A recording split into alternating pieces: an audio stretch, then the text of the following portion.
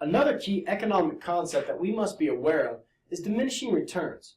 Diminishing returns is as additional units of an economic variable are used, the additional impact will increase at a decreasing rate, which means that as you use more of a good, you get more out, but the amount that you get off of each additional unit will eventually fall. So I'm going to go ahead and cover the couple of laws that tie into this, and then hopefully I'll be able to better explain what I mean by diminishing returns. The first one is going to be the law of diminishing marginal utility. Law of diminishing marginal utility means the more that you consume, the less that you'll get out of each consumed piece. So utility, another term for utility is satisfaction. So this is the law of diminishing marginal utility. Marginal is an additional or incremental unit. It's one additional unit. So if we kind of break this down, this is talking about the law of diminishing satisfaction because we're using additional units. So this is dealing with consumption. Whenever we're talking about utility, we talk about consumption. So if we think about this, assume that you are given pizza. You're given a whole box of pizza. And that first slice you eat, and you're pretty hungry, so you eat that first slice. And you get a lot of satisfaction out of that first slice. Tastes great. Then you go and eat that second slice. And you still get a lot of satisfaction out of it, but it wasn't quite as good as the first one. You go and eat that third slice of pizza. Again, you get satisfaction out of it, but definitely was not as good as the second piece. So as you increase the amount that you consume, you are increasing by 1 unit. The amount of satisfaction you get out of 1 unit increases, or the amount of satisfaction that you get out of 1 unit is increasing your total satisfaction, but you're not getting quite as much out of each additional unit. You don't get as much satisfaction out of the second unit as you did the first, or the third one as you did the second one. So as a result, the total satisfaction is increasing, but the marginal satisfaction, the additional satisfaction from each additional slice of pizza is actually decreasing. So that talks about that diminishing returns. The total satisfaction, the total amount that you're receiving in enjoyment out of those slices of pizza continuously increases. It is going to increase, but the amount that you get out of each additional slice is decreasing. It's at a decreasing rate. Same thing goes with law of diminishing marginal product. This deals with producers and the amount of inputs that they use.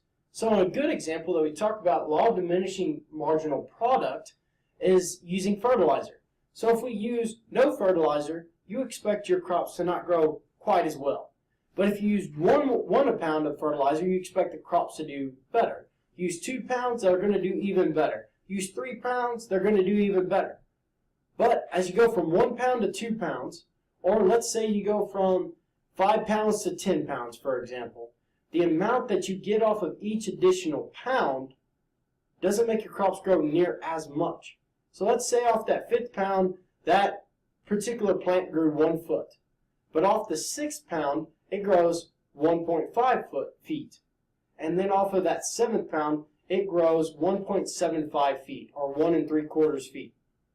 So, as you went from that 5th to that 6th pound, you gained a 1/2 foot. But as you went from the 6th to the 7th pound, you only gained 1/4 foot. So the total height of the plant, it continuously increases, but the amount of growth you get off of each additional pound of fertilizer is actually falling. So that deals with that law of diminishing marginal product. As you use more of an input, the amount that you get out of it, actually, it's going to increase the total amount, but actually decrease the marginal amount that you get out of it. So then the last concept I want to cover is marginal. We already talked about it a little bit as we were referencing it up here, but marginal is an incremental unit or an additional unit of something. So as you add 1 more unit of input, that is the marginal unit. So that becomes very important or very key, especially when we start talking about microeconomics, because we want that marginal revenue to be higher than the marginal cost. What I mean by that is, let's say we produce 1 more unit of whatever product. We produce 1 more unit of hay, for example, or 1 more bale of hay. if we're producing that one additional bale of hay, is the revenue that we're going to get off that bale higher than the cost to produce that one next unit of hay? Is the amount of revenue higher than the cost it takes to make that one bale? Notice we're not talking about the total cost or total revenue. We're talking about how much does it cost to produce one more bale of hay and how much are you getting out of that in revenue. We also look at it whenever we're talking about satisfaction. Is the amount of satisfaction that we're getting off that next slice of pizza enough, that marginal utility, is it enough to outweigh the marginal cost? So these are the kind of questions that we're going to have to look into and answer as we're going through microeconomics. Because if the marginal revenue, if the amount that we receive off that next unit is higher than the cost it takes to produce it, we're going to produce that next unit.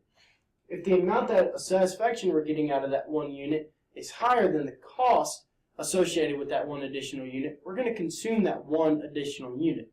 So in economics, we deal more on the margin and less on the totals, because the totals can often be deceiving, but the marginal shows whether or not we should take that and produce that next unit.